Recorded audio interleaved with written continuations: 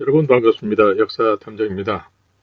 이번 영상에서는 이제까지 지난 한 2년간 올렸던 그 영상 중에서 가장 핵심이 되는 부분, 특히 고조선이란 무엇인가에 대해서 정리하는 시간을 갖고 있습니다. 그래서 그 내용을 지금 하나씩 구성 요소마다 이렇게 말씀드리고 있습니다.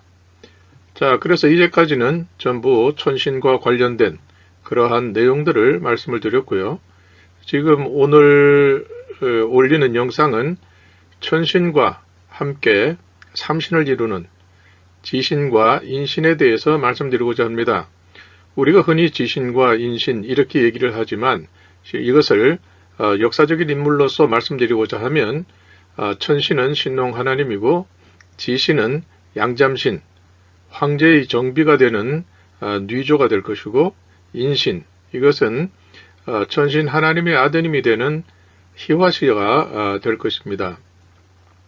그리고 이것이 역사상에는 어떻게 표현되고 있는가 하는 것을 말씀드리도록 하겠습니다. 그 전에 간단하게 이제 또 설명을 드리게 되면 다음과 같습니다. 천신 하나님은 그냥 이렇게 그어진 이 선 자체가 천신 하나님의 5000년 전, 정확히는 4500년 정도의 그 당시에 쓰였던 천신 하나님의 시칭입니다. 그리고 이분이 자기를 상징하는 것 중에서 대표적인 것이 청동기 문화를 열었기 때문에 이렇게 태양을 자신의 상징으로 했습니다. 그리고 이 태양이라고 하는 것은 바로 불의 근원이기 때문에 그 이후에 불로서 이렇게 표현을 했습니다. 그래서 태양신이라고도 하고, 때로는 이것이 적재, 염재, 불꽃 염자 이것을 써가지고 염재 이렇게 표현을 하기도 합니다.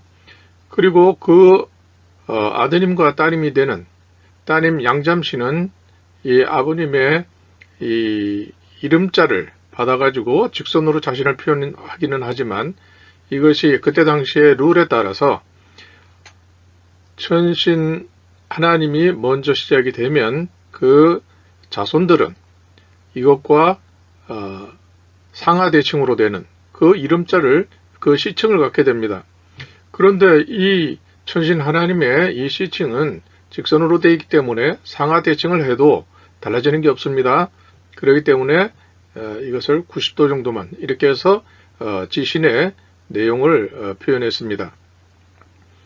그러면 그 아드님도 천신 하나님의 시칭을 받아서 자신을 직선으로 표현해야 되지만, 이렇게 상하대칭도 안 되고 지금 또 이미 좌우대칭으로 양잠신, 이 누님이 되는 이 뉘조가 이렇게 표현을 하고 있기 때문에 부득이하게 천신 하나님의 아드님이 되는 희화씨는 자신을 이렇게 두 분 사이에 사선으로서, 대각선으로서 이렇게 자신을 시칭으로 표현하게 됩니다.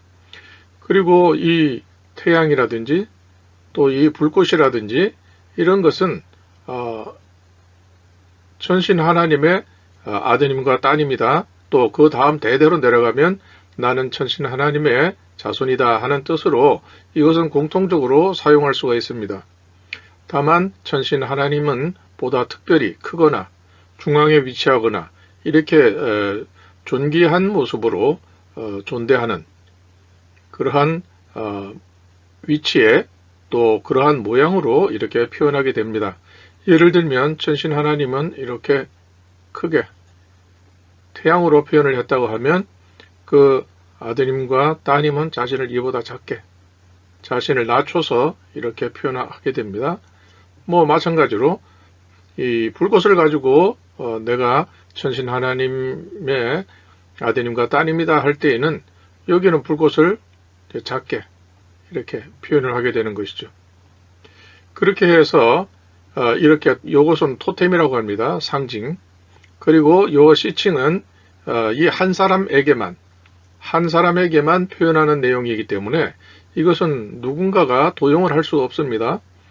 그리고 설문회자에서는 이 세 분을 한꺼번에 합쳐서 이렇게 삼각형으로 표현을 했습니다. 그래서 삼합이라고 이렇게 표현을 했고, 또 어떤 경우에는 이렇게 숫자 3으로 지금은 읽지만 이것을 설문해자에서는 천지인의도라고 이렇게 표현을 했습니다.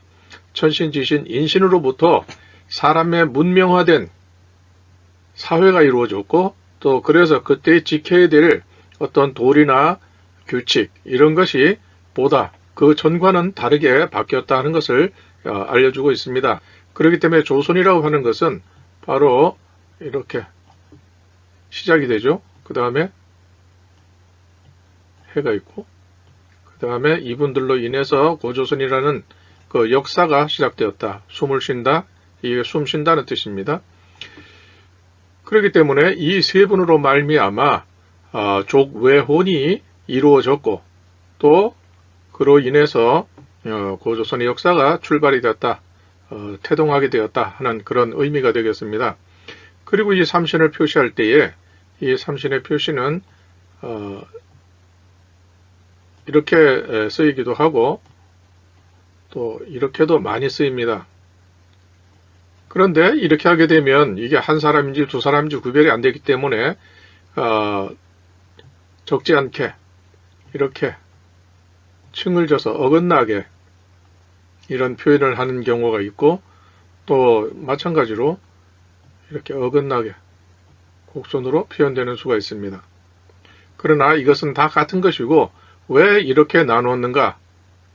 이것은 첫째, 두 사람이 아니고 세 사람인 것을 분명히 하기 위한 것이고, 그 다음에 두 번째는 이 각각의 인물들이 천신 하나님을 중심으로 해서 그 자손들이지만 서열이 다르다 하는 것을 이렇게 표현하는 것입니다.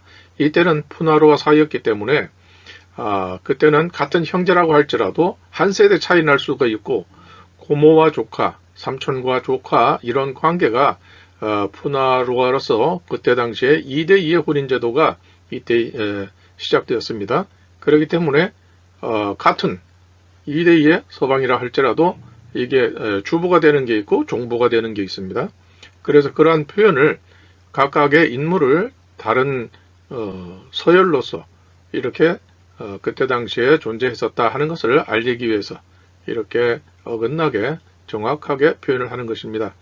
오늘날 북외사회의 관념으로는 이것이 굉장히 이해가 쉽게 가지 않습니다. 그러나 이것은 인류 사회가 공통적으로 발전해 온 과정이고, 그 시차는 있을지라도 고조선에서 포나루아 시대는 바로 이렇게 표현이 되었고, 그렇기 때문에 고대의 사회상을 기록한 문헌을 제대로 이해가 되지 못하는 그러한 경우들이 왕왕 발생이 됩니다. 왜냐하면 동일한 인물을 놓고 형제라고 하거나 부자간이라고 하거나 또 이 어머니가 다르다고 하거나 하여튼 똑같은 인물을 놓고 너무나 여러 가지 다른 그러한 기록들이 있습니다. 이것은 푸나루아 사회를 이해하지 못하면 그런 기록을 이해하기가 굉장히 어려운 상태인 것입니다. 그래서 여기 조선할 때에 최초의 세 분을 이런 식으로 표현했다 하는 것은 북의 사회가 되면서 1대1 사회의 관념으로서 표현이 된 것이다. 따라서 이것은 고조선 시대의 당대의 그러한 표현이라기보다는 이렇게 전부 한민족의 선조들만 가지고 이 조선이라는 글자를 구성한 것을 보면 이것은 후대의 북의 사회가 성립된 이후에 조선이라는 글자가 이렇게 정립이 되었다 하는 것을 알 수가 있습니다. 자, 그럼 여기서 보시는 것처럼 이 지금 삼신 중에서 지신이 되는 여기에 보이는 이 누에는 이게 고치 안에 들어있는 그러한 모습입니다. 그리고 여기에 보면 이렇게 마디로 되어 있습니다. 즉 이것은 누에의 특징을 이렇게 표현한 것이죠. 그렇기 때문에 여기서 보면 뭐 숨구멍이 있다든지 마디가 있다든지 초기 상형문자는 누에로 인식할 수 있는 특징을 이렇게 표현을 하고 있습니다. 그래서 실질적으로 소주시대 때에 부풍에서 출토된 그런 옥제 누에를 보게 되면 옥으로 만든 뇌를 보게 되면 딱 여기 이렇게 마디가 표현되어 있습니다. 그래서 이것이 주나라 시대까지만 해도 실물 형태로서 정확하게 모계가 양잠신, 뉘조였다 하는 것을 알고 있음을 우리가 파악할 수가 있습니다. 마찬가지로 우리 고구려 백제신라 가락국 이때에 나온 유물들도 보면은 이렇게 정확하게 표현되어 있는 경우는 드물지만 없지는 않습니다. 하지만 대체적으로 보면 이렇게 누에의 외곽 아우트라인을 주로 표현을 했죠. 그래서 이런 형태로 많이 나타나고 마디 표현은 생략이 되어 있음을 알 수가 있습니다.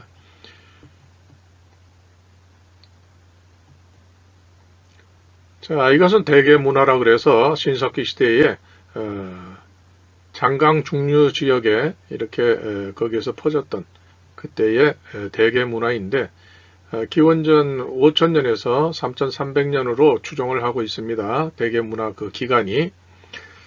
그래서 이것은 1959년에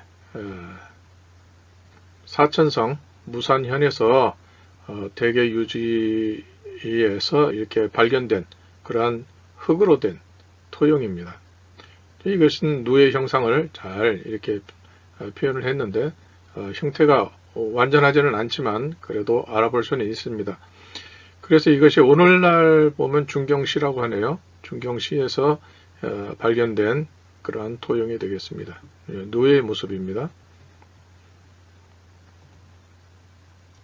자, 그럼 여기에 보면 이제 누에가 두 가지 형태로 표현이 됩니다.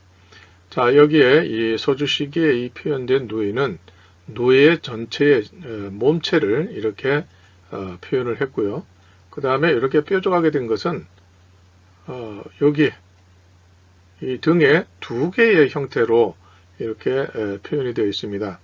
그래서 이것을 이렇게 표현한 것이다 하는 것을 이렇게 이해를 할 수가 있습니다. 누에이지만 이 몸체 전체를 표현한 것이 아니고 누에의 등에 이렇게 표현되어 있는 내용을 표현한 것이다. 자, 확대를 해보면 같습니다. 자, 그래서 춘추시대에 옥으로 만든 그러한 누에인데 여기서 마디 표현이 이렇게 되어 있고요. 그렇기 때문에 이런 것도 이것과 관련이 있지 않겠나 이렇게 추정해 볼 수가 있겠습니다. 자, 이것은 우리나라 경주박물관이 있는데요. 이 내용 보면 이 앞에 세 개의 이렇게 뭐라고 할까요? 이런 가로로 이렇게 마디처럼 표현을 해 놓았습니다. 그런데 이거는 마디를 표현했다기보다 아마도 이것은 삼신을 나타낸 것일 것이다. 이렇게 개인적으로 추정을 하고 있습니다. 즉, 이 세 개가 이렇게 된 것으로 볼 수 있습니다. 그래서 이 설문해제에서는 이 세 개가 천지인의 도라고 표현을 합니다. 그렇게 설명을 합니다. 천지인의 도라고 하는 것은 천신, 지신, 인신이 나타남으로 해서 이 고조선이 출발되었고 또 이 세 분으로 인해서 그 전과는 다른 그러한 새로운 문명화된 그런 사회제도, 어떠한 전반적인 룰이 나타나게 되었다 하는 것으로 이렇게 볼 수가 있겠습니다. 나중에 뒤쪽으로 가면 설문해제의 설명에 대해서 말씀드리도록 하겠습니다. 자, 다음을 보시겠습니다. 자, 여기에 보면 그래서 바로 이러한 것들이 이렇게 문자로서 사용되게 되죠. 처음에는 실제적인 이런 누의 모습 혹은 누의 특징 이런 것들을 가지고 유물로도 남기고 했지만 이것을 이제 글자로 최초의 글자로 표현하기 시작합니다. 그래서 누에를 표현한다고 해서 이것은 누에를 말하는 것이 아니고 누에를 친 양잠신으로부터 시작된 그러한 글자다 하는 것을 우리가 이해를 해야 될 것입니다. 그렇기 때문에 나중에 보면 그 고조선 시대의 모계 인물들은 누의 일생을 가지고 시대별로 이렇게 나는 이런 사람이다 해서 자신의 그 시대적인 위치를 이렇게 알려주고 있습니다. 그 부분은 지금 이게 뉘조에 대해서 중점적으로 말씀드리기 때문에 그 부분은 독자적으로 나중에 기회를 봐서 설명드리는 시간을 갖도록 하겠습니다. 그러면은 이 모계에 대해서 특히 뉘조에 대해서 어떻게 설명을 하고 있는가 그것을 문헌 기록을 통해서 한번 살펴보도록 하겠습니다.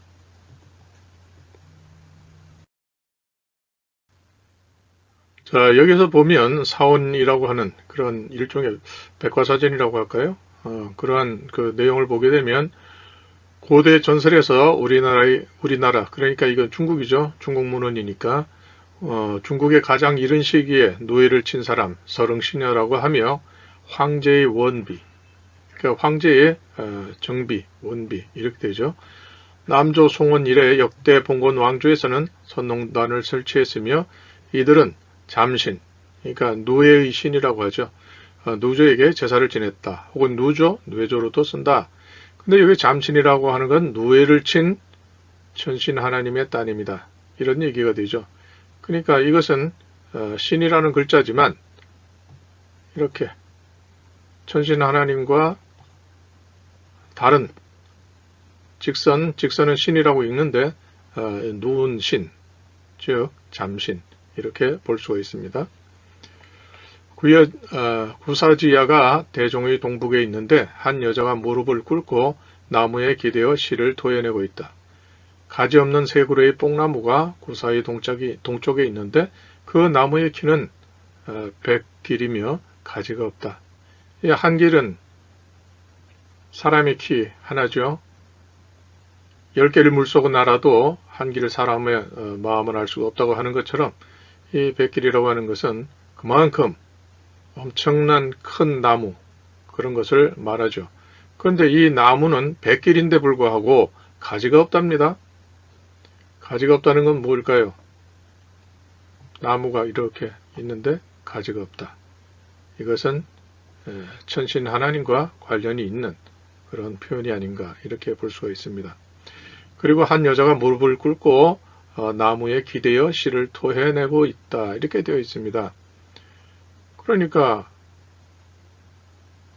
실을 토해낸다고 하는 것은 바로 양잠신을 말하는 것이죠. 양잠과 관련이 있는 것이죠. 그리고 가지가 없는 세 그루의 뽕나무가 있는데 그 나무는 100길이며 가지가 없다 이 되어 있어요. 그러니까 세 그루의 뽕나무가 이렇게 있는데 가지가 없답니다. 그럼 직선이죠. 그건 뭐예요? 삼신을 말하는 것이지. 세 그루의 뽕나무 이것은 삼신을 말한다. 삼신 중에서 한 여자라고 했으니까 바로 이것은 뉘조, 양잠신을 말한다. 이렇게 볼 수가 있습니다. 뉘조의 뜻은 서릉시의 딸, 황제의 정비. 처음으로 양잠을 가르쳤기 때문에 선잠이라고도 하고 원유를 즐기다가 도로에서 죽었기 때문에 도로신이라고도 한다. 이렇게 되어 있습니다. 이것은 황제의 정비인데 삼신을 할 것 같으면 이 황제가 들어갔어야 되지만 이 천신 하나님의 유전자가 없기 때문에 대신에 황제 대신에 뉘조를 여기 넣었다. 그래서 우리가 삼신을 말하지만 실제로 보게 되면 뉘조를 연상해야 되고 그 배우자가 되는 황제를 또 우리가 감안을 해서 해석을 해야 합니다. 여기 보면 서릉시라고 이렇게 되어 있습니다. 왜 서릉시라고 했겠습니까? 이것은 천신신농 하나님이 원래 서쪽의 인물이었습니다. 그러다가 이때 당시엔 모계 사회이면서 푸나르와 사회였기 때문에 남자가 여자 쪽으로 옮겨갑니다. 그렇기 때문에 결혼을 하기 위해서 이 산동, 곡부 쪽으로 왔습니다. 곡부 쪽으로 와서 이제 고조선 최초의 임금이 되었죠. 통치자가 되었습니다. 산해경은 이것을 일러서 천독 이리 해서 하나님이 다스렸다. 이렇게 표현을 했습니다. 그러니까 서릉시인요 이렇게 한다는 것은 바로 천신 하나님이 서쪽 사람이었다가 동쪽으로 옮겨왔고 황제는 동쪽에 있다가 서쪽으로 옮겨갔다. 그 다음에 그 사이에서 또 다음 세대의 인물이 태어나게 되면 성장을 해서 다시 또 본래의 할아버지가 있는 그쪽으로 옮겨가게 되는 것이죠. 그 내용이 근문으로 이렇게 여러 표현되어 있습니다. 자, 그 다음에 헌원의 원비 서릉씨가 양잠을 권장하고 친히 잠업을 개창하였다. 왕정의 농서 잠경에 황제 원비 서릉씨 이렇게 되는 것이죠. 그래서 잠을 시작하여 황제의 의상을 만들었는데 이것이 처음이다. 사기에는 황제의 비가 양잠을 사랑하였다라 기록하였다. 이런 배경으로 노조가 처음으로 누에를 쳤기 때문에 노조를 선잠으로도 이렇게 말을 한다. 이렇게 되어 있습니다. 즉 최초로 양잠을 해서 그 시대와는 다른 그 의복을 또 천을 만들었던 그러한 인물이 서릉시녀가 되는 뉘조가 되고, 그 이후로 이것을 계속 기념을 해가지고 구한말 시대까지 내려가서 왕비가 잡례를 행사를 하게 됩니다. 그러면은 거기에서 이제 뽕잎을 주면서 이렇게 양잠하는 것을 이렇게 모방을 하게 됩니다. 보여주게 됩니다. 그런 행사가 드라마에도 가끔 나온 것으로 그렇게 알고 있습니다. 그러니까 이 양잠에 대해서는 상당히 오랜 동안 이렇게 수천 년간 이어져 내려왔다, 기념해왔다 하는 것을 알 수가 있습니다.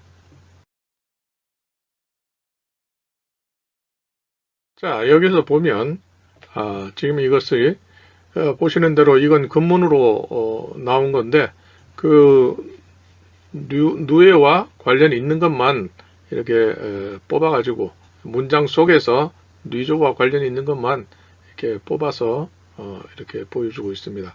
여기 보면 다 뉘조 표시가 옆으로 되어 있죠. 요건 없네. 예, 이렇게 표현이 다 되어 있습니다. 그래서 이렇게 보면 노예의 특징을 이렇게 마디와 그 다음에 숨구멍 이렇게 해서 표현을 해 두었습니다. 자, 그 다음에 이것이 어떤 조각이라든지 형상을 나타낼 때에 볼이 있는 위치에 바로 이렇게 노예의 특징을 이렇게 표현을 하고 있습니다. 이것은 무엇이냐 하면 유물 중에서 뭐 조각이 됐든 아니면 그림이 됐든 이런 것에서 뉘조로부터 시작되는 그 양잠, 이 내용을 이렇게 중요한 위치에다가 표현을 한다는 것입니다. 그렇기 때문에 우리는 언뜻 보면 이것이 뿔을 표현했다 이렇게 볼 수 있지만, 이것을 살펴보게 되면 이것은 시조 할머니를 나타낸다, 양잠신을 나타낸다 하는 것을 알 수가 있습니다. 그래서 우리들은 삼신 할머니라는 말을 씁니다. 삼신 중에서 할머니가 되는 분은 양잠신 뉘조밖에 없습니다. 그렇기 때문에 삼신 할머니다, 생명을 주는 할머니다 이렇게 할 때 이것은 뉘조, 천신 하나님을 나타낸다고 하는 것입니다. 그렇기 때문에 중국 고대의 문헌에서도 천신, 천명, 상제 이렇게 말을 합니다. 마찬가지로 우리도 고종, 임금 때까지 상제라는 말을 썼고, 또 박역거세는 자신이 통치하는 나라를 중국이라고 이렇게 표현을 했습니다. 그리고 자신은 천명을 받았다고 했습니다. 그렇기 때문에 이 중국 문헌에 나타나는 통치자들의 그러한 개념과 우리의 고구려 백제 신라 가락에 대한 그 통치자들의 임금님의 그 인식 세계는 동일했다고 하는 것을 알 수가 있습니다. 그리고 그 이전에도 또 이렇게 보면 우리가 고조선이 결코 이 땅에서 시작된 것이 아니다. 물론 고조선의 강력에는 해당이 되지만 중심지는 아니다 하는 것을 알 수가 있습니다. 그러므로 이 땅에서 고조선의 그때 당시에 어떤 흔적을 찾는다, 이것은 불가능하다 이렇게 볼 수가 있겠습니다. 자, 그 다음에 여기도 보면 이렇게 은나라 때에 이 옥으로 만든 그렇게 누에가 되겠습니다. 이것도 보면 마디가 표현되어 있어요. 자, 이것도 역시 마찬가지입니다. 그 다음에 이것은 또 발을 표현했습니다. 자, 이것은 신라시대의 고국인데 이것은 몸체 전체적인 아웃라인만 이렇게 표현을 했고, 또 여기에 모자처럼 씌운 여기에는 금으로 된 것으로 보이는데, 여기에 보면 해를 갖다가 막 여러 개를 이렇게 표현을 했습니다. 즉 천신 하나님의 자손이 되는 그러한 시조 인식을 여기에 나타내고 있고, 또 요 몸체로서 이렇게 노예를 나타낸 것은 천신 하나님과 그 다음에 목에 이 시조 두 분을, 부계와 모계를 이렇게 인식하고 있었다 하는 것을 이 유물을 통해서 우리가 이해를 할 수가 있습니다. 자, 앙소문화 시기에 출토된 속조 잠룡인데요.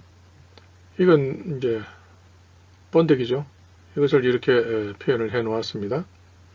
그러니까 고대의 그 역사 인식은 실물에 가깝게 그렇게 표현을 했고, 이것이 수천 년이 지나면서 점차적으로 이 표현이 추상화되어 간다. 즉 웬만한 것 다 생략을 하고 가장 기본적인 아웃라인만 이렇게 남기고 있는 것을 우리가 알 수가 있습니다. 그래서 신라 금관이라든지 또 이 백제시대의 금관이라든지 혹은 장식이라든지 이 유물들을 보면 우리가 고곡이라고 부르는 바로 이 누에 잠옥이 주렁주렁 달려있는 것을 알 수가 있습니다. 또 뿐만 아니라 또 이 천신 하나님의 후손이라는 뜻으로 원을 가지고 태양을 가지고 표현을 하고 있습니다. 그래서 수천 년 동안 일관되게 다 자신의 시조인식을 유물에 나타내고 있고 기록에 나타내 있고 전방위적으로 표현하고 있다 하는 것을 알 수가 있습니다. 그렇기 때문에 고조선이라는 의미만 알면 이 땅뿐만 아니라 대륙에서 서토에서 발견되는 그런 유물들도 상당수가 바로 이 조선의 개념과 관련이 있는 그러한 유물들이 포함되어 있다 하는 것을 알 수가 있습니다. 자, 여기서도 보시면 이 누에고치를 지금 틀고 있습니다. 그래서 그러한 형상으로 이렇게 표현을 하고 있죠. 이것은 앞에서 말씀드렸습니다. 마디, 숨구멍 이렇게 해가지고 누에의 특징을 나타내서 이것을 글자로 우리가 금문이라고 그러죠. 청동기물에 이렇게 표현한 것을 금문이라고 합니다. 금문으로 이렇게 나타내고 있다는 것을 알 수가 있습니다. 또 이 청동기물에 보면 양중앙에 이렇게 누에를 표현하고 있고, 또 여기서는 이제 확대가 어려운데요. 어떤 청동기물에 보면 온통 전부 그냥 누에가 꿈틀거리는 그런 모양으로 이렇게 다 표현을 해 놓았습니다. 그러니까 그게 뽕받치죠. 잠실이 되는 것입니다. 그렇게 다 이렇게 표현해 놓았기 때문에 우리의 선인들은 자신의 시조인식이 매우 명백하고 생생한 현장으로 이렇게 인식했다 하는 것을 알 수가 있습니다. 그래서 이상으로 삼신할머니로 불리는 뉘조 양잠신, 또 황제의 배우자, 이러한 그 내용으로 지신에 대해서 말씀을 드렸습니다. 자, 그 다음에 천지인 중에 이제 인신을 말씀드리겠습니다.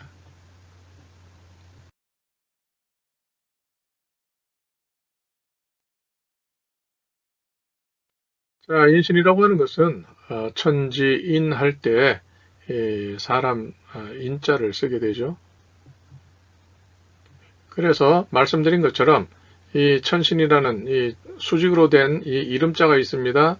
인신은 자신을 뉘조 횡으로 된 뉘조에 이어서 자신은 그 사이에 대각선으로서 자신의 시층으로 삼고 있습니다. 그리고 천신 하나님은 바로 자신의 그 상징, 즉 토템을 이렇게 태양으로 둥글게 표현을 해 놓았습니다. 그래서 그 후손들은 자신들이 다 태양에서 아래에서 태어난 인물이다. 즉 천신 하나님의 자손이다. 이런 뜻이 되는 것입니다. 그럼에도 불구하고 아래에서 태어났다는 말을 받아들일 수 없다. 그러니까 토템으로 말한 것을 생물학적으로 이해하려고 합니다. 그건 불가능하죠.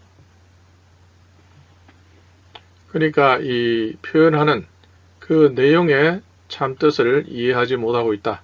즉 고대 사회의 운영 방식을 이해하지 못하고 있다는 뜻입니다. 자, 그래서 바로 이 천신 하나님, 이 이름자가 있는 이것은 주는 것이고 이것은 받는 것입니다. 천신 하나님의 이 이름자, 이 시칭, 이것을 대를 이어서 주고받아야 되는 것이죠. 그래서 오늘날까지 이것이 우리에게 전해왔어야 되는데 이것을 중국인의 이름이다. 중국인을 표현한 것이다. 이렇게 이해를 하고 있습니다. 자기 조상을 버리는 것이죠. 우리에게는 시작이 없습니다. 마치 이 땅에 국부 이승만 대통령이 기념관이 없는 것처럼 우리는 한민족의 시조 하나님에 대한 그러한 인식이 없습니다. 우리의 유물 속에서는 그것이 너무나도 철저한 관념으로 목숨을 걸고 지키려는 그러한 노력이 보이는데 우리는 부모도 없고 또 시조도 없는 그 족보 없는 한민족이 되어버리고 말았습니다. 아무튼 이렇게 고대에는 천신 하나님의 이름자를 물려받아야만 나라를 경영할 수 있는 그러한 자격을 갖게 되는 것입니다. 그렇기 때문에 고주몽도 자신을 일월지자 이렇게 말을 했습니다. 천신 하나님과 달림, 삼신이 되는 지신, 이 두 분의 자손이다 하는 것을 말한 것입니다. 근데 그것을 제대로 이해 못하죠. 왜냐하면 신이라는 글자가 중국인의 3조 중에 들어간다 이렇게 보기 때문에 그렇습니다. 실제로는 산민족의 시조가 되는 것이고 황제는 그 다음 인물이고 시우는 존재는 했으나 글자로서는 현재 제대로 나타난 것이 없습니다. 그러니까 통치자로서의 그러한 인물은 아니었지 않나. 황제도 그렇게 많이 나타나지는 않습니다. 천신 하나님만 나타납니다. 그리고 여기에 보면 손 이거 하나가 없다고 치면 천신 하나님의 표시와 손으로 잡은 것이 나타납니다. 이것은 바로 아버지 부자가 됩니다.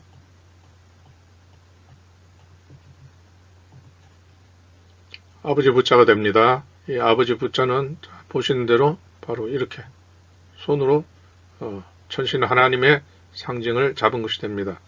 자, 그러면 앞에서 말씀드린 것처럼 천신 하나님은 자신의 토템을 태양, 그 다음에 불꽃이라 해서 염제 이렇게 했다고 했습니다. 그렇기 때문에 아버지 부자라고 하는 것은 천신 하나님의 시칭, 이것을 붙잡은 사람이란 표현도 있고 또 이런 표현도 나옵니다. 또 이런 표현도 나옵니다. 그렇기 때문에 이러한 글자의 기원은 천신 하나님으로부터 비롯된다 하는 것을 알 수가 있습니다. 왜냐하면 그 다음 세대는 나는 천신 하나님과 이런 관계에 있다 하는 것을 자기는 어떻게든 천신 하나님과의 관계를 나타내려고 하는 그러한 노력들이 보이기 때문에 그렇습니다. 그렇기 때문에 천신 하나님의 이름자가 그 안에 들어 있습니다. 마치 눈사람을 만들 때 주먹밥처럼 작은 모양에서 출발하지만 그것이 계속 굴리다 보면 들 수 없는 정도로 그렇게 커지는 눈덩이가 됩니다. 마찬가지로 우리가 몇만자나 되는 그런 글자도 소급해서 올라가도 보면 그 안에는 최초의 천신 하나님의 상징들이 다 들어있다는 것입니다. 그렇기 때문에 한자가 이게 누가 만들었느냐, 이거는 아무런 의미가 없습니다. 왜냐하면 한자라고 하는 것은 한민족이 출발한 그 시대로부터 시작되었고 그것이 후대에는 친손이든 외손이든 하나님과의 관계를 그렇게 표현하기 시작했습니다. 그렇기 때문에 천신 하나님이 가장 높은 위치에 있는 분이고 따라서 그분을 일러서 영구불천 이렇게 말합니다. 제사도 몇 대가 지나면 다 이렇게 신이만 보관하는 것으로 들어가지만 제사의 대상은 되질 않습니다. 그러나 여기에 천신 하나님은 시조로서 한민족의 자손이 어디에 있든지 살아있는 한 항상 중앙을 차지하는 그러한 시조로서 받들고 있는 것입니다. 그래서 태극기에도 정중앙에 바로 하나님이 있고 또 S자, 흔히 말하는 고국의 모양으로 그 안에 들어있는 것은 양잠신의 상징으로서 볼 수 있습니다. 그러니까 태극기는 천신 하나님과 또 그 따님 양잠신을 이렇게 중앙에 놓고 영구불천의 신이로서 이렇게 표현하게 된 것입니다. 다만 우리가 그걸 모를 뿐이죠. 자, 더 보시겠습니다. 여기에 보면 자, 그 후대로 이렇게 물고기가 있습니다. 그런데 이 물고기가 정상 부분에 이렇게 이 천신 하나님의 신자를 정상에 놓고 있습니다. 즉, 이 어씨가 천신 하나님의 자손임을 나타내는 것입니다. 물론 이것이 없다 할지라도 그냥 어씨로서는 존재하지만 나는 천신 하나님의 자손이요 하는 것을 이렇게 나타내고 있습니다. 그것은 일월지자 이렇게 표현한 것과 똑같은 시조인식입니다. 이것뿐만 아니라 이런 식으로 천신 하나님의 시칭을 붙잡고 있는 그러한 근문 표현들, 초기 상형 문자에서는 많이 나타납니다. 자, 그 다음에 이제 말씀드리고자 하는 인신입니다. 자, 여기서 보면 바로 이 부분이 자신이 천신 하나님의 아들입니다 하는 것을 여기에 표현하고 있습니다. 여기에 표현해 놓았고, 그 다음에 이것과 함께 이렇게 표현함으로써 사람 인자가 됩니다. 그리고 옆으로 가면 뉘조가 됩니다. 그리고 여기에 이렇게 양쪽으로 갈래가 되어 있죠. 이건 있는다. 이어를 계자가 됩니다. 발족자가 됩니다. 그렇기 때문에 그 다음에 여기 보면 양머리죠. 양의 머리가 있고 그 다음에 눈이 있습니다. 이것이 천신 하나님의 다음 세대 희화시가 되는데, 그렇기 때문에 그 이후에 이 천신 하나님부터 희화시를 거쳐서 고향 임금님 이렇게 해서 계속 내려가는 그 자손들은 이 희화시로 표현된 이것 중에서 하나씩 자신의 그 상징으로서 표방하게 됩니다. 그래서 어떤 사람은 눈을 가지고 자신을 나타내고, 어떤 사람은 발을 가지고 자신을 나타내고, 어떤 사람은 양 머리를 가지고 나타냅니다. 그래서 이런 것은 다 자기의 시조 인식과 관련이 있는 것입니다. 그렇기 때문에 이것은 보면 양과 여기 눈이 있는데 양과 눈, 그러니까 이 눈만 있어서 우리가 보통 두목 얘기를 합니다. 두는 머리 두자고 목은 눈목자입니다. 그러니까 머리에는 눈, 코, 귀, 입 다 있는데 눈만 그린다는 것입니다. 그렇기 때문에 머리 부분에는 눈으로서 족하다. 지도자는 그렇게 이제 그리는 것이죠. 그래서 그걸 우리는 두목 이렇게 표현을 하는데 지금은 별로 어감이 좋지 않죠. 그러나 본래의 뜻은 나쁜 뜻이 아니라 지도자 이런 뜻이 되는 것입니다. 왜냐하면 양채기였기 때문에 시조 할아버지가 양채기로 시작했기 때문에 그렇게 멀리 내다보고 인도를 해야 되기 때문에 멀리 내다보는 사람 이런 뜻이 되고, 발은 그 멀리 내다본 그 목표지를 향해서 계속 걸어야 되니까 이 발을 가지고 자신을 표현했습니다. 그리고 이것은 이제 나는 어떤 사람이다. 그 시칭이죠.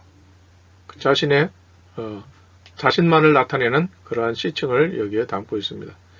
그래서 이러한 모든 것들이 그냥 우연히 들어간 것이 아니라 왜 들어갔는지, 왜가 꼭 설명이 되어야 됩니다.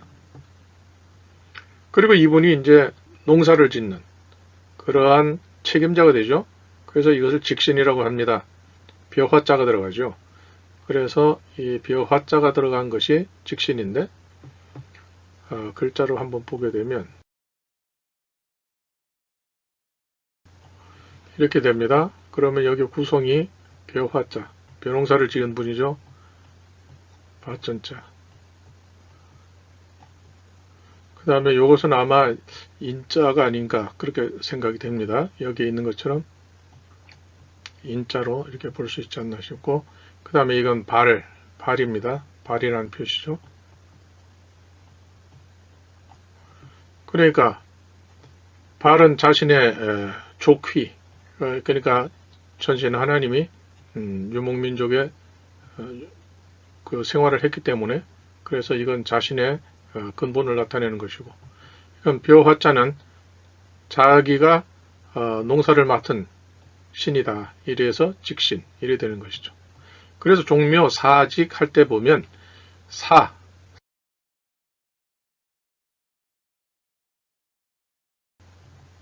안 써지네. 그래서 사직 할 때 요것은 뒤조를 나타냅니다. 목에 지신. 그 다음에 요것은 인신, 이분을 나타내죠.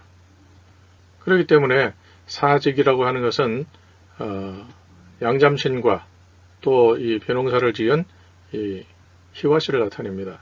그래서 희라는 글자 안에도, 희화씨 할 때 희라는 글자 안에도 벼화가 들어 있습니다. 그런데 이 글자들은, 이러한 글자들은 실제로 고조선 시대에는 이 글자는 없었습니다. 근문에 나타나질 않습니다. 근본에 나타나지 않기 때문에 이것은 아마도 그 자손들이 전해 오는 그러한 얘기를 바탕으로 해서 거기에 맞는 글자를 이렇게 창조하다 보니까, 조합을 하다 보니까 그런 글자로 사용하게 된 것 같습니다. 그래서 이것은 고조선 당대의 글자가 아니지만 후대의 후손들이 이분은 어떤 분이다 하는 것을 그렇게 글자로서 표현을 한 것입니다. 마찬가지로 조선이라는 글자도 고조선 시대에는 없었습니다. 왜냐하면 고조선이라고 하는 그 인물, 대표되는 인물, 표현된 인물들이 생존했어야 되는데 생존하지 않는 상태에서 조선이라는 글자는 나타날 수가 없기 때문입니다. 즉 어린아이가 태어나지도 않았는데 그 어린아이가 뭐 달리기를 했다, 이런 말은 안 되는 것이죠. 어린아이가 태어나서 성장을 해가지고 무엇을 했다, 이렇게 돼야 되는데 태어나지도 않았는데 그 아이에 대한 기록은 남을 수가 없기 때문에 조선이라는 것도 마찬가지로 조선 속에 들어가 있는 순서대로의 인물들이 존재하지도 않았는데, 고조선 시대에는 그 인물이 살기는 살았지만 마지막 어시가 나타나지도 않았는데 조선이라는 글자가 나타날 수 없다는 것이죠. 그러므로 오늘날 우리가 인식하는 조선이라고 하는 것은 그때가 바로 조선이었구나. 그때가 우리 시조 할아버지의 이름을, 시칭을 순서대로 이렇게 조합을, 그때 당시에 상형 문자 시칭으로 조합을 하다 보니까 이런 조선이란 글자가 되네. 그래서 그 후대의 후손들이 조선이라는 글자에 들어있는 시조와 선조들이 존재했던 그 족보 혹은 신의를 순서 시대순으로 조합을 하다 보니까 이게 조선, 이렇게 나타나는 것이죠. 그렇기 때문에 조선시대에는 조선이 나타날 수 없는 것입니다. 따라서 제가 영상을 올렸지만 단군조선이라고 하는 것은 조선의 후예가 되는 단군이 그 고조선의 정통성을 계승한 나라, 그 단군조선을 개창했다, 건국했다, 이렇게 설명을 해야 정확한 것입니다. 그렇기 때문에 단군조선은 고조선이 아닌 것입니다. 고조선은 단군조선보다 그 이전에 존재했던 것입니다. 자, 그래서 이 유물이 발굴되었는데 사방에 사람의 얼굴이 표현되어 있고, 그리고 그 안에는 바로 이렇게 큰 대자, 벼화자가 들어 있습니다. 이분이 희화씨, 그리고 직신이죠. 직신이면서 이분이 벼농사를 지었습니다. 뭐 벼농사뿐 아니라 뭐 기장이니 뭐 오곡 이런 것을 이제 담당을 했을 텐데요. 그래서 사람의 얼굴이 표현되어 있는 그러한 청동 기물 안에 이렇게 대화, 이렇게 표현을 해 놓았습니다. 이 대자가 붙는다고 하는 것은 이 화를 또 이렇게 자신의 상징으로 삼는 그 인물 중에 최초의 인물, 가장 큰 인물, 이런 식으로 될 것입니다. 왜냐하면 천신 할 때 천이라는 것이 설명드린 것처럼 천신은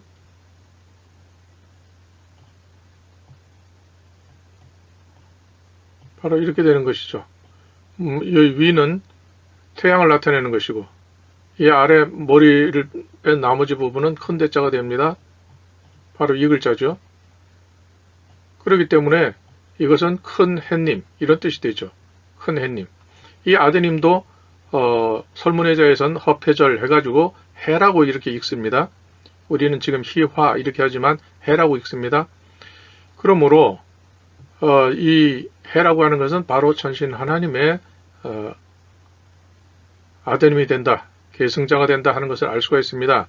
그런데 화라고 이렇게 되어 있는 것을 보면 자신이 아버지, 이 큰 해님 이것을 시칭으로 할 수 없기 때문에 이 벼농사를 맡은 최초의 인물, 또 오곡을 맡은 최초의 인물 이런 뜻으로 이 화자, 벼화 직책을 쓰고 큰 대자를 써서 바로 이 최초로 이 농사를 맡은 인물이다 이런 표현을 한 것으로 이해를 할 수가 있습니다.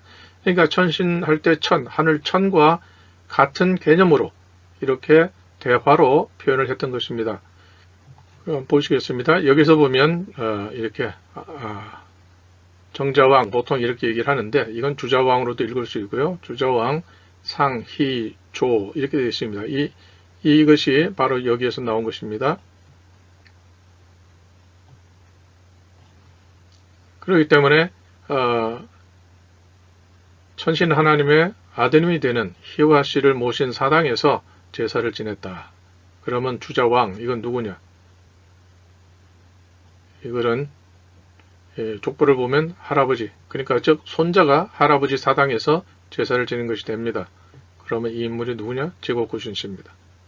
10번째 제사를 드리는 5월 5일 이때를 파악하다 보면 이 간지가 나와 있는 이 근문, 고대의 근문을 계속 이렇게 연결해서 연대를 따져 올라가다 보면 그것이 고조선의 시작이 몇 년도인가 이것을 산출해낼 수가 있습니다. 제가 그것을 스승님과 함께 해본 기억이 납니다. 어떤 기회가 있으면 스승님 모시고 자리를 한번 하려고 했는데 애석하게도 하늘나라로 가셨습니다. 자, 그러면 한번 또 보시겠습니다. 상대로 되어 있습니다. 이게 상대가 맞나 모르겠어요. 근데 대화 인면문 방정 해가지고 인면문, 그러니까 사람의 얼굴이 있는 방정, 사각형으로 되어 있는 소시다 이런 뜻이 되죠. 그러니까 대화라는 것이 바로 여기에 이 안쪽에 아까 보여드린 그것이 근문으로 표현되어 있습니다. 자, 여기 강의자전에 보면 화 이렇게 해서 벼화자를 했는데 이 화가 또 이 화합한다 이 화자와 같다 이렇게 되어 있습니다. 그리고 또 이 벼화가 성으로 또 이렇게 표현된다. 이것은 본래 희화시의 후예로부터 나타난 것이고 때로는 변화의 후예다 이렇게 되어 있고 진나라 때에 화교가 있었다. 그 다음에 요전에 희화에게 명령을 내렸다, 명했다 이런 뜻이죠. 희씨는 화씨다. 자, 이때 희씨라고 하는 것은 바로 시칭이 될 것이고 화씨라고 하는 것은 자신의 관직명이 될 것입니다. 그래서 후손들은 희씨로 자신을 표현하기도 하고 화씨로 표현하기도 합니다. 그러나 같은 것이죠. 1958년도에서 59년 사이에 호남성 황차이진 탄허리향 승계촌 여기서 발견된 것으로 농부가 땅을 파다가 바로 이것을 발견해서 유일한 얼굴이 들어있는 그러한 청동 기물로서 이렇게 중요한 연구자료로 삼고 있습니다. 그래서 여기서 보면 바로 여기 안쪽에 이렇게 대화 이렇게 근문이 남아 있습니다.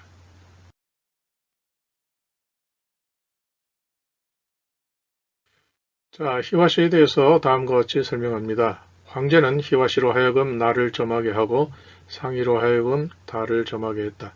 이때 점한다고 하는 말은 제대로 뭐 관측한다 뭐 이런 뜻으로 봐야 되지 않을까 싶어요. 그러니까 희화시로 하여금 나를 점하게 하고 여긴 달을, 그러니까 양력과 음력 이런 식으로 이해를 하게 됩니다. 수호씨에게는 네 아제비가 있었습니다. 중해, 수, 희가 그들로서 금목수를 잘 다스렸습니다. 수호씨는 중을 구망해, 해를 욕수에, 수와 희를 현명에 임명하였는데 그들은 각기 대대로 맡은 바 직책을 잃지 않아 드디어 궁상, 그 수호씨를 도와 성공케 했으니 이들이 오사 중에서 삼사입니다. 이렇게 되어 있습니다. 그러니까 제사를 드리는 5가지가 있는데 그 중에 금, 목, 수 이 3가지, 삼사가 된다 이런 뜻이 됩니다. 자, 여기에서 오사라고 하는 것은 혈제로 사제에게 드리는 5가지 제사다 이렇게 설명을 했습니다. 이 피를 바치는 모양이죠. 그래서 여기 나타나는 사라고 하는 것은 이 토지의 신, 즉 토지로 이해되는 바로 뉘조, 그분을 제사 드리는 것이고, 직시는 희와 씨로서 대표되는 그런 지신과 인신에게 제사 드리는 5가지 제사다. 그 다음에 구망, 욕수, 현명, 축용, 후토 이렇게 5가지 제사가 있는데 그 중에서 금목수 이렇게 되어 있습니다. 그러면 구망, 욕수, 현명 이 3분에게 드리는 그러한 제사를 여기에 설명을 하고 있습니다. 자, 그 다음에 여기 아제비라고 하는 말이 있는데 이 아제비에 대한 오늘날 그 설명을 보게 되면 아제비는 아저씨의 낮춤말이다. 아주버니의 낮춤말이다. 자, 이거 보면 아주버니라고 하는 것은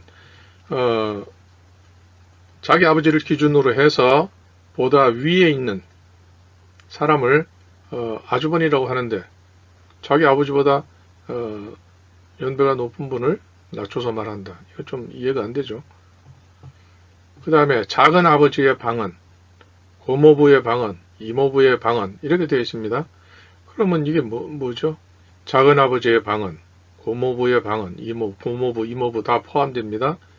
그러니까 이것은 뭐냐 하면 푸나라와 시대의 그러한 호칭이 지금껏 방언으로서 사투리로서 남아있는 것인데 이때는 2대2의 그 결혼 제도였기 때문에 큰아버지, 작은아버지 이렇게 있는 것이죠. 그렇기 때문에 그때 당시는 오늘날처럼 외가, 친가 이런 구별이 없습니다. 다 똑같습니다. 그럼에도 불구하고 모계 사회에서 북의 사회로 전환이 되면서 이러한 모든 개념들이 설명하기가 어렵게 되었습니다. 그래서 여기서는 그 설명 중에서 단편적인 것들을 이렇게 지역별로 각각 다르게 이해를 했던 것입니다. 그러나 고대에는 이것을 다 포함한 말입니다. 이거는 후대에 북의 사회가 되면서 이것은 분화가 된 것이죠.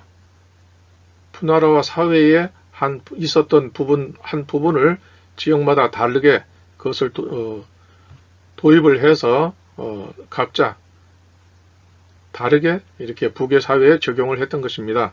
그러니까 고대에는 이 아제비라고 하는 것은 여기에 보면 또 시동생이라고 또 되어 있잖아요. 시동생. 이건 우리가 말하는 도련님. 그러니까 서열은 같은데 나이 차이는 나는 그러한 인물이죠. 그러니까 이것이 고대의 그 삼촌과 조카, 고모부와 또 그 조카 이런 식으로 세대 차이가 나는 그런 인물 중에서 그 연배가 높은 그 인물이 주부가 되고 또 따라가는 인물이 종부가 됩니다. 그렇기 때문에 이 주부와 종부 중에서 아제비라고 하는 것은 서열은 높지만 나이는 좀 낮은, 나이는 적은 그러한 그 종부를 나타내는 것이 아제비다. 이렇게 이해를 하면 쉽게 이렇게 적응이 될 것 같습니다. 자, 앞에서 보셨죠? 1959년 호남성에서 출토된 그런 인물이 4벽에 이렇게 다 되어 있는데 이 안쪽에 이 부분에 대화라는 이 글자가 이렇게 들어있는 것입니다. 그래서 이것이 바로 우리가 설명하는 인신. 왜냐하면 아드님이 되는 이 희화씨의 아드님이 되는 고향 임금님이 천신 하나님이 남방개척을 할 때에 이 아버지 되는 희화씨에게 할아버지를 모시고 가서 좀 보조를 해달라 이래 해가지고 같이 내려가는 기록이 나옵니다. 그래서 그때 같이 내려가고 그 이후에 이런 그 청동 기물이 만들어진 것이 아니겠느냐 이렇게 추정을 하게 됩니다. 그리고 더군다나 대화라고 하는 것은 바로 곡물 농사의 첫 출발이 되는 그러한 관직을 맡은 인물이기 때문에 그래서 이분이 직신이 되는 것이죠. 또 지신과 인신에 대한 그 설명을 드렸습니다. 그러면 삼신을 나타내는, 그러니까 천신 하나님을 중심으로 해서 이분은 흔들리지 않고 항상 중앙에 있는 분입니다. 그리고 지신과 인신은 천신 하나님을 모시고 양옆에서 이렇게 보조하는 그런 인물이 되겠습니다. 이거 일부분은 이전 영상에서도 한번 예를 들어서 설명드린 바가 있습니다. 자, 여기서 보면 석검과 청동칼이 있습니다. 자, 그런데 보통 이렇게 보면 이 청동칼, 이 비파형 청동칼이라고 하죠. 그런데 실제로는 그렇지 않습니다. 모르니까 비파형이죠. 모르니까 고곡이고요. 그러나 알고 나면 고곡이 아니라 잠옥, 그러니까 누에 잠자죠. 누에 잠옥이 될 것이고, 이 비파형이 아니라 이것은 불꽃형이라고 이해할 수가 있습니다. 왜 불꽃형입니까? 천신 하나님을 나타냈기 때문에 그렇습니다. 가운데 있는 이것이 바로 천신 하나님의 그 상징이 될 것이고, 또 이 몸체 전체가 이것이 타오르는 불꽃, 그것을 나타내는 것이죠. 그러니까 천신 하나님이 불임금님이기 때문에, 불꽃, 염제이기 때문에 그렇게 표현될 수밖에 없죠. 그 다음에 여기 양옆에 도단한 이것은 바로 대문고문화 톡에 나타난 그것처럼 이 천신 하나님의 자손으로서 여기에 작은 불, 이것을 나타낸 것입니다. 그렇기 때문에 이것은 제2의 불꽃, 제3의 불꽃, 그러니까 천신, 지신, 인신을 나타낸 것이지 이것이 전투에서 무슨 뭐 살상력을 높이거나 뭐 어떤 다른 용도로 쓰기 위해서 이렇게 한 것이다. 이 설명은 사실은 좀 어울리지 않는다. 물론 살상력을 높일 수 있는지는 모르겠습니다만은 그렇게 된다 할지라도 이렇게 표현을 해야 될 이유가 없는 것이죠. 그렇게 살상력을 높이는데 후대에는 왜 세영동검이라고 그래서 그렇게 길쭉하게 이 양옆에 이것을 제거해 버렸을까요? 그리고 그 칼을 살상력을 높이기 위해서는 또 다른 형태로 만들 수도 있었을 텐데 왜 그것은 그대로 남겨뒀을까요? 그것은 천신 하나님이기 때문에 그분은 절대로 옮기거나 뭐 생략하거나 이럴 수가 없는 분입니다. 그래서 영구불천이라는 말을 하는 것이죠. 자, 여기서도 보면 이것도 불꽃형이고 가운데에 이렇게 되어 있습니다. 그러니까 양옆에 이것이 생략되어 있습니다. 그러나 이분은 제거할 수가 없습니다. 자, 이건 석검입니다. 석검이고 이것을 보게 되면 석검일지라도 안에 보면 이 불꽃 형상을 차단하려고 무던히도 애를 쓴 그러한 흔적들이 보입니다. 이것뿐 아니고 또 다른 석검도 보면 다 이런 불꽃 형태를 표현하기 위해서 이렇게 돌을 갈았습니다. 돌을 얼마나 갈아야 이게 나타날 텐데 돌마다 다 이런 문양이 있는 게 아니지 않습니까? 그런데 유물로 우리가 발견하는 것은 이러한 그 불꽃 형태가 이 안에 많이 들어 있습니다. 그러니까 버린 것이 헛수고한 것이 얼마나 많겠어요. 그만큼 그때 당시에는 이 불임금님에 대한 인식이 매우 철저했다 하는 것을 알 수가 있습니다. 자, 여기서 보면 바로 여기 보면 이 불꽃 형태 작게 되어 있죠. 이런 방식으로 해서 이 양옆에 이렇게 작게 표현한 것입니다. 그리고 불꽃도 이렇게 표현했죠. 그래서 이게 하나, 둘, 셋. 이것과 같은 개념입니다. 이것과 같은 개념이에요.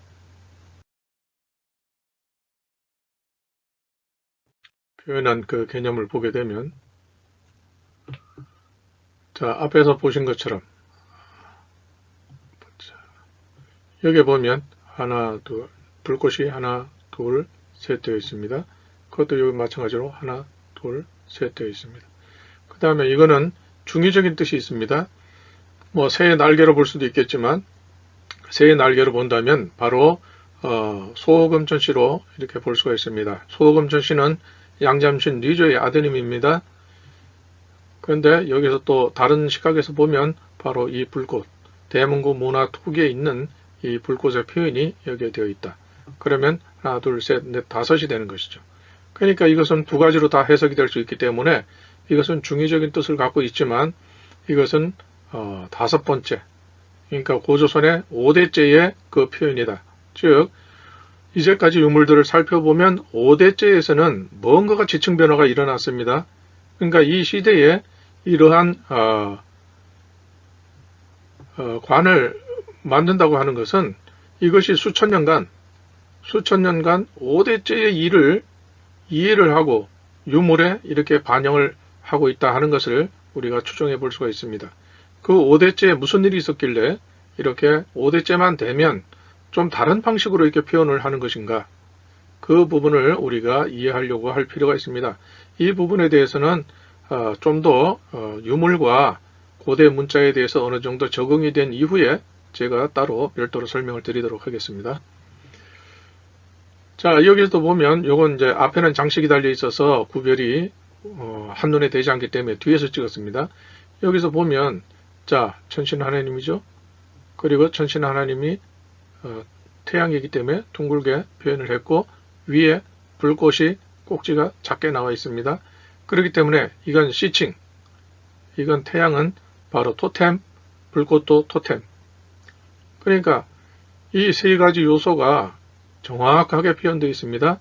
그 다음에 이 양옆으로 난 이 삼신이죠. 삼신인데 여기도 마찬가지로 이 천신 하나님의 이것을 작게 표현했습니다.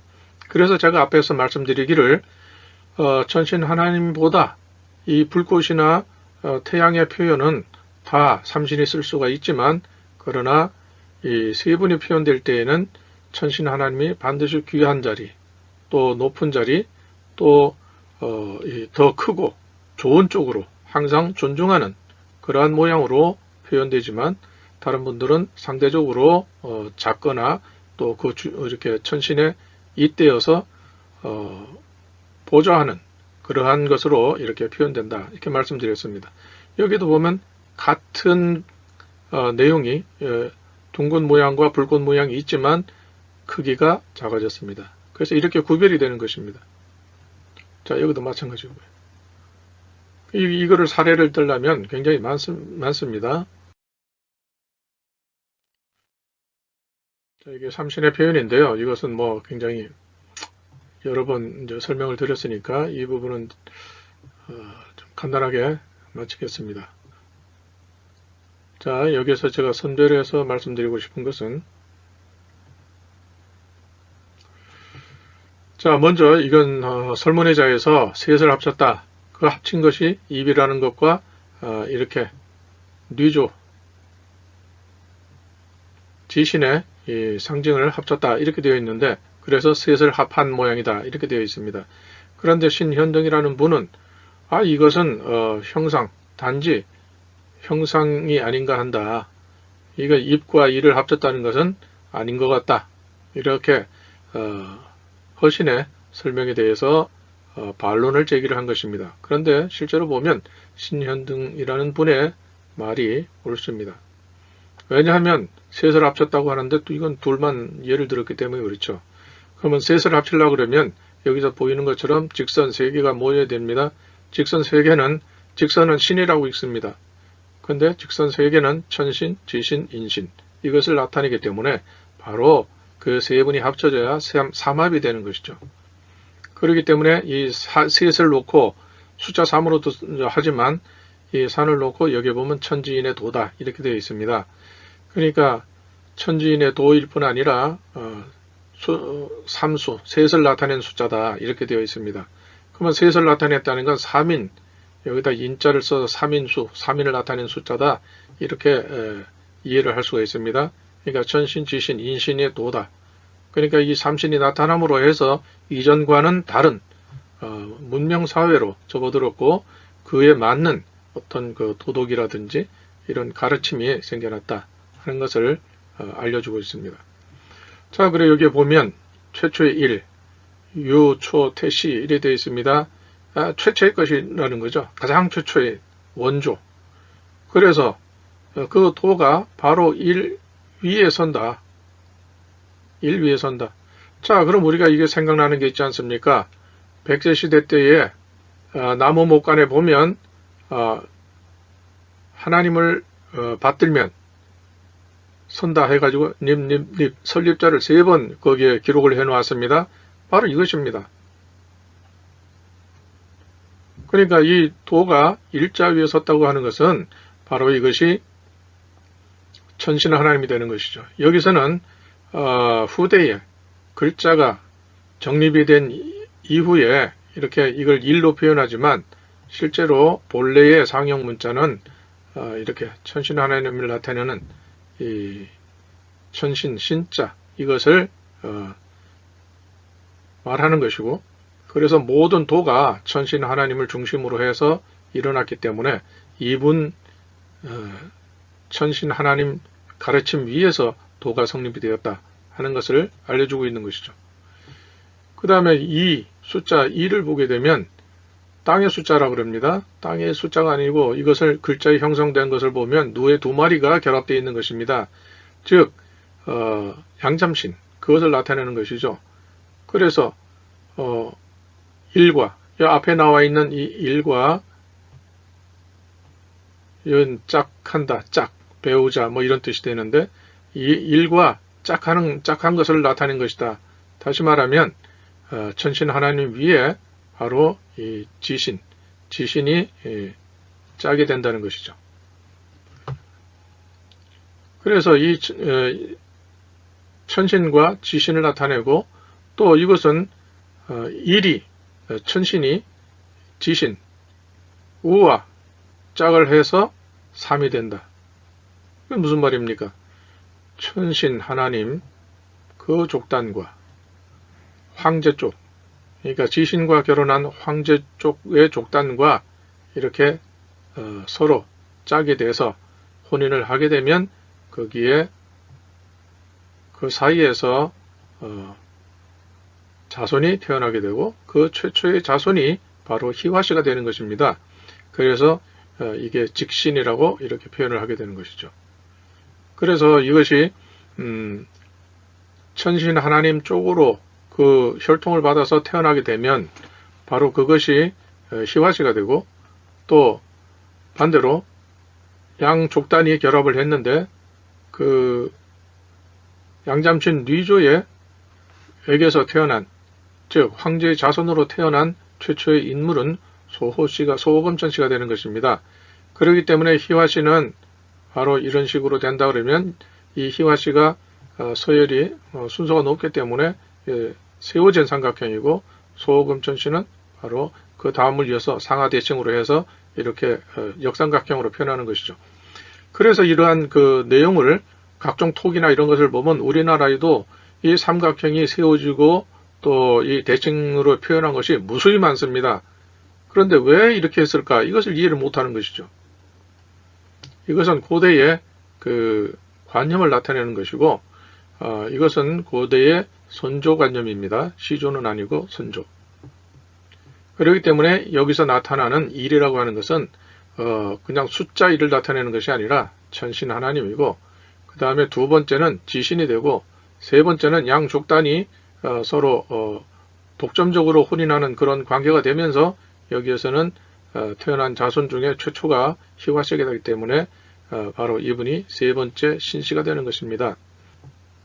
만약에 이분이 희화씨가 천신 하나님의 직계자손이 아니었다 하면은 삼신 안에 들어갈 수 없죠. 바로 이 희화씨가 부계의 관념으로서는 직계자손이기 때문에 삼신에 여기 들어가게 되는 것입니다.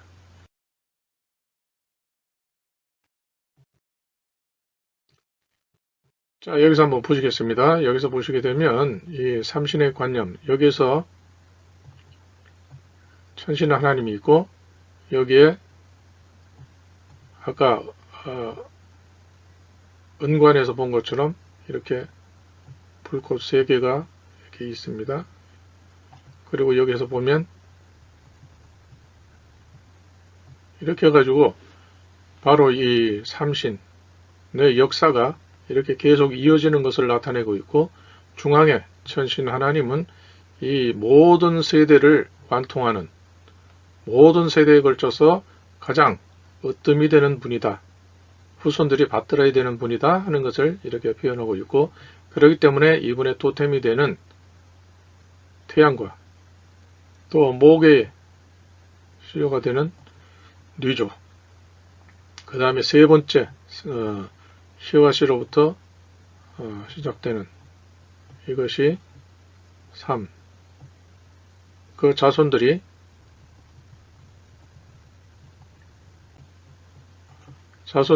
이렇게 3, 4, 5, 6, 7, 8, 9 계속 이렇게 번성해 나가는 그러한 것을 표현한 것이 바로 우리의 태극기다. 그래 조선이라고 하지만 조선을 우리가 가장 정확하게 이해를 하고 있지만, 그 밖에도 우리가 이민족 취급을 하고 있는 수천 년 전에 헤어진 우리의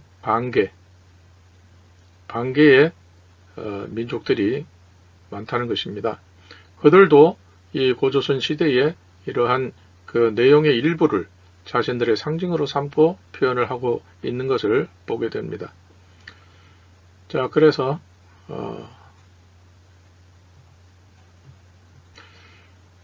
이런 것이 우리나라에도 보면, 여기에 보면 부여박물관에서 제가 이제 찍어온 것인데요. 똑같은 개념으로 이러한 표현이 그대로 여기에 표현이 되어 있습니다. 그러니까 연속성이 있는 것이죠. 대문고 문화 시기에 표현된 것이 그대로 있습니다. 자, 여기도 마찬가지입니다. 여기서도 보면 이렇게 이것이 토기 전체를 뒤덮고 있습니다. 그만큼 삼신의 자손들이 이 번성하기를 바라는 그러한 소망을 여기에 담고 있다. 그런데 이 내용을 이미 까마득히 잊어버렸기 때문에 후대의 인물들이 이러한 것을 놓고 창일이 세 발자국을 보고 글자를 만들었다, 이거 세 발자국처럼 보이기는 해요. 그러나 그 내용, 본 뜻을 잃어버렸다는 것이죠. 그때 당시 썼을 때는 자기의 족보를 이미 잃어버린 것입니다. 자, 이거 칠지도입니다. 자, 그러면 앞에 설명을 통해서 이해를 할 수가 있을 것입니다. 보통 이렇게 근문에 보면 이렇게 삼신을 나타내는 이것, 그리고 조선이라고 할 때에 바로 이 글자, 이 글자의 이 부분 윗대로 올라가면 최초에는 이런 식으로 표현되었고, 또 이것이 푸나르와 사회를 표현하게 될 때는 이렇게 표현을 했습니다. 또 이렇게 표현된 것이 또 보면 이렇게 어긋나게 표현했습니다. 이건 서열을 나타내기 위한 것이죠. 삼신 안에 들어가도 이게 서열이 틀리다는 것입니다. 이것을 여기에 있는 방식으로 표현을 하게 되면 바로 이렇게 되는 것입니다. 이런 식으로 표현하게 되면 이렇게 되죠. 그러면 우리가 신라 금관에 보게 되면 이것과 같은 내용입니다. 이건 한나라 때의 방식으로 표현한 거니까요. 이렇게 된 것이죠. 이것을 그러면 칠지도의 방식으로 표현하게 된다 하면은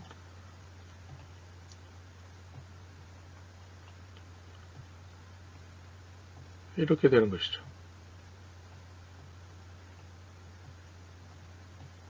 이렇게 되는 것입니다.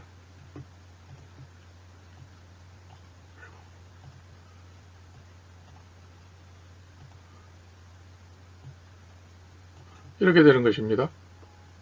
그렇기 때문에 이 칠지도를 이렇게 보내줬다 하는 것은 너와 나는 시조가 같은 그러한 자손이기 때문에 우리는 남이 아니다. 그러므로 이것을 잊지 않도록 전시하여 후세의 대대로 이것을 기억하게 하라고 하는 그런 당부를 이 안에 담고 있는 것입니다. 우리는 남이 아니라는 거죠.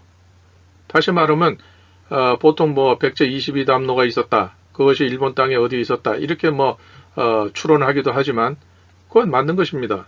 바로 여기에 백제왕이 준 이것이 대문구 문화 토기 그 시대로부터 계속 내려온 관념이 시조관념이 그대로 다 여기에 드러난 것입니다. 단지 이런 식으로 칼을 만든 적이 없었기 때문에 이제까지 이런 칼은 없었다 이런 표현을 하는 것이죠. 그러나 이러한 관념은 예전부터 내려온 것입니다. 그리고 디자인을 다르게 했을 뿐이죠.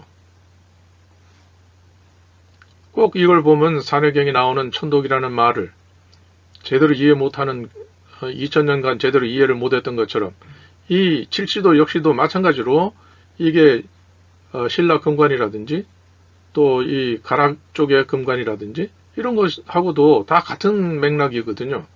그런데 왜 이것을 이해를 못하냐? 그것은 우리가 기본이 안 돼 있기 때문에 그렇습니다. 문맥입니다. 문맥. 이렇게도 할 수 있겠죠? 마치도 우리가 아래에서 태어났다는 말을 이해 못하는 것과 똑같습니다. 기본이 안 돼 있는 거죠. 칠지도는 이렇게 표현도 할 수 있고 이렇게 표현도 할 수 있는 겁니다. 또 다른 표현을 하게 되면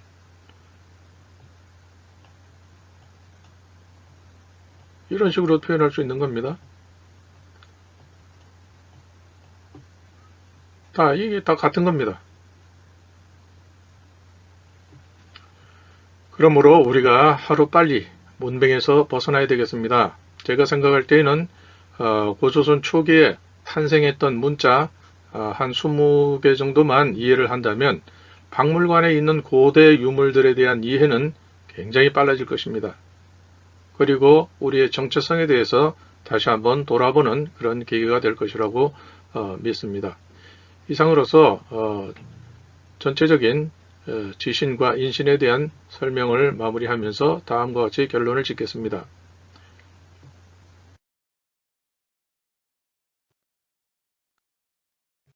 천신의 나라 고조선 결론.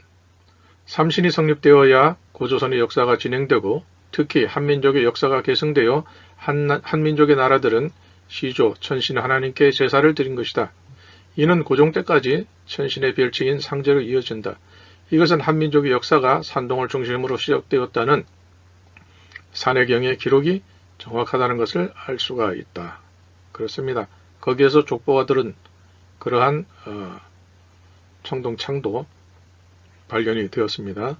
또 그 밖에 다른 유물들도 엄청 많이 발견되었습니다. 그러므로 오늘날 중국 땅에서 발견되는 유물이 과연 남의 유물인가? 이것에 대해서 다시 한번 생각해 봐야 됩니다.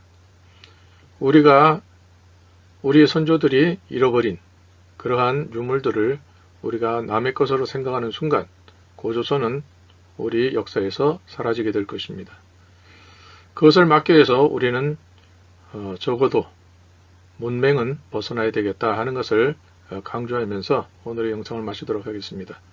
이제까지 긴 영상 봐주신 구독자님께 감사의 말씀을 드리면서 다음 영상에서 찾아뵙도록 하겠습니다. 고맙습니다.